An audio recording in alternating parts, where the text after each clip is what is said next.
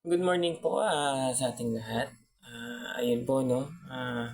Ako po si Kuya Kevin ng Nabotas, ang nataasan po na magsalita sa ating daily devotion today. So, ayun po, no. Pray po muna tayo bago mag-start. Yes, Lord, thank you for this morning, O Lord. Kaya sa lahat po, Lord, uh, uh, ng posible na ma-share ko today sa kanila, O Lord, ay ilagay niyo po, O Lord, sa pinakamatabang part ng kanilang puso, O Lord. Kaya po tumulong sa akin, O Lord, na kayo pong makita nila, O Lord, throughout the video recording, O Lord. Kaya po tumulong sa amin, O Lord, na kung ano nasa mga part kami ngayon ng buhay namin, O Lord, ay patuloy kaming lumago sa inyo at patuloy kumapit sa inyo pagamat may iba't ibang sitwasyon sa buhay namin, O Lord.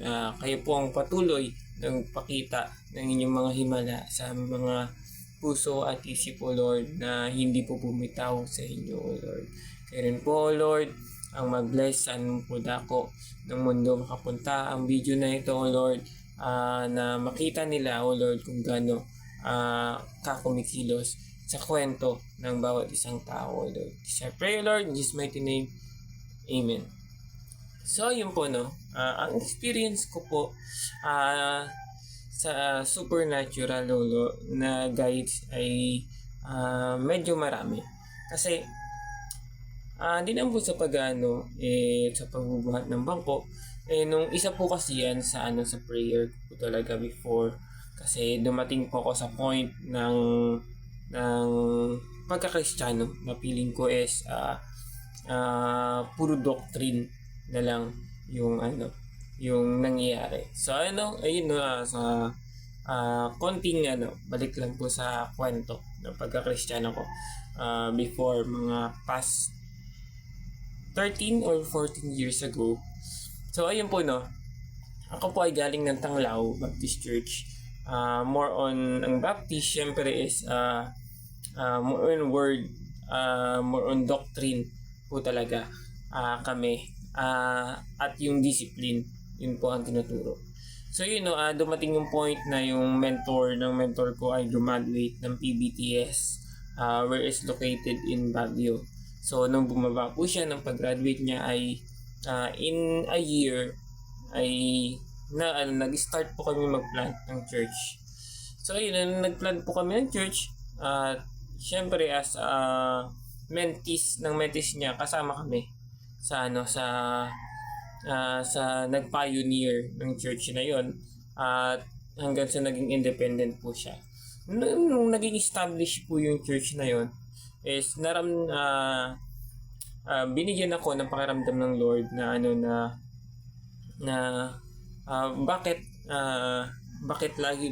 dapat ang word at yung supernatural things ay laging magkasama.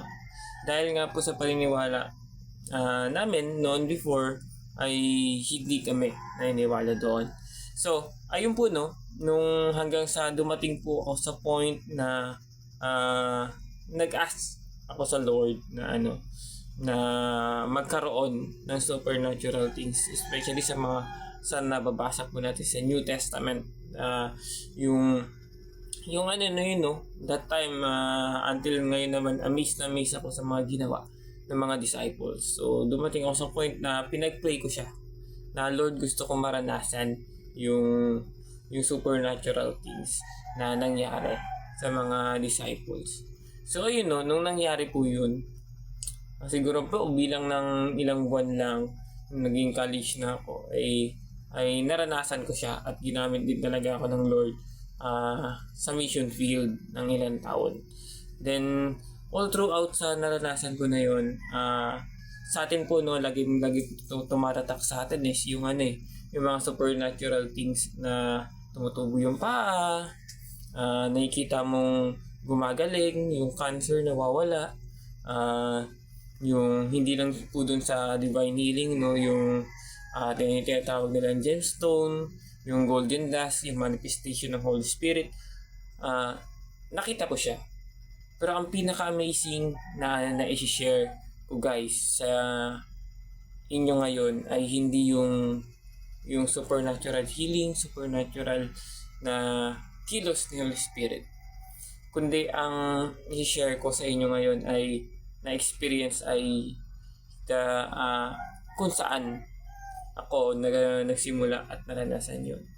Way back 15 years ago nga, nung second year high school. Ako po ay dapat noon ay magsasakristan na. Then yung sister ko ay nagkaroon ng isang baptist na manliligaw. So to cut the story is yung ate ko ay hindi niya nadala sa church at ako yung nadala niya. So ayun siguro umattend na ako for a year noon. Then meron kaming youth night na ginaganap once a year. Then ayun po dun po ako tumanggap. Yun po yung yun yung supernatural na isa sa supernatural thing na hindi ko makakalimutan. Why? Kasi kung hindi naman kumbaga that time kasi longing ako sa pag-aaral ng salita ng Lord.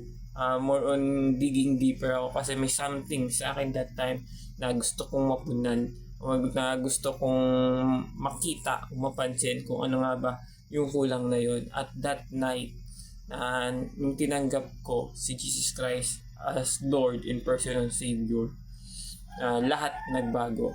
Ayun po bakit nga ba sinasabi ko na yun yung pinakagusto kong part na maging nasa isang supernatural experience kasi everything is gone kung hindi ko siya tinanggap that day.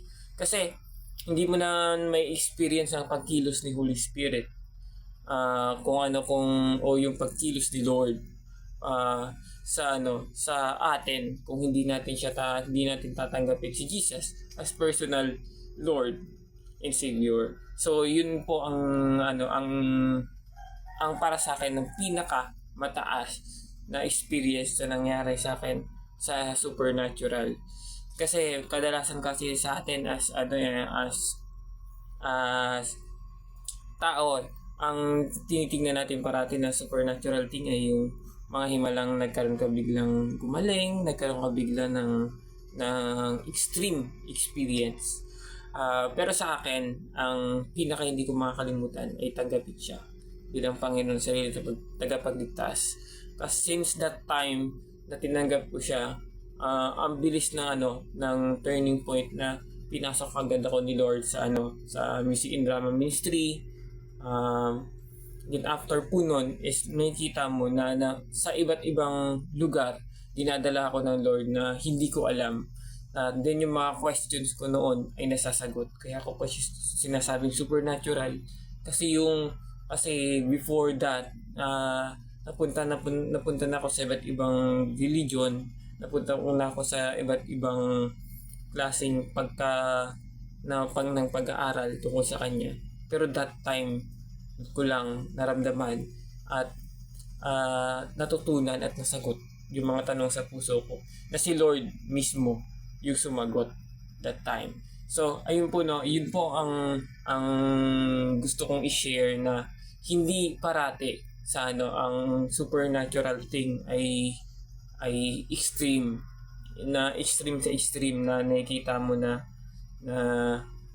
merong bumubuhay ng patay, may gumagaling, na yung sobrang extreme na nakikita natin parati sa ating isip na ito yung establish ng supernatural, which is sa akin ngayon na pinapa-experience ng Lord to this moment na hindi dapat tayo nag-expect na those to that extreme things, sa those supernatural things kung hindi tayo buong-buo na nagtitiwala sa Kanya.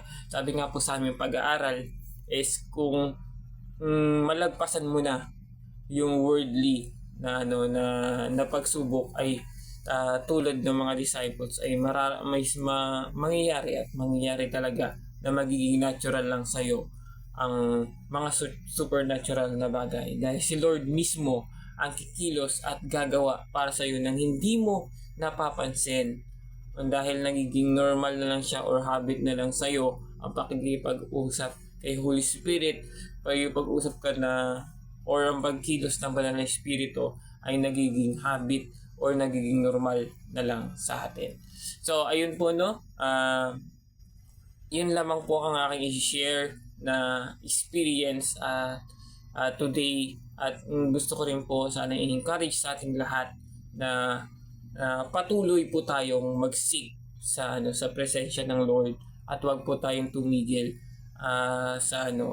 kahit leader na tayo, kahit pastors na or bishops, kung nasa ang position man po tayo ngayon, patuloy tayong lumapit sa Lord dahil sa Lord wala pong katapusan ang pagkatuto kahit ilang taon na tayo sa ministry, kahit ilang dekada na po tayo sa ministry, dahil ang tunay po na himala ay yung makilala natin siya at binago niya ang ating buhay.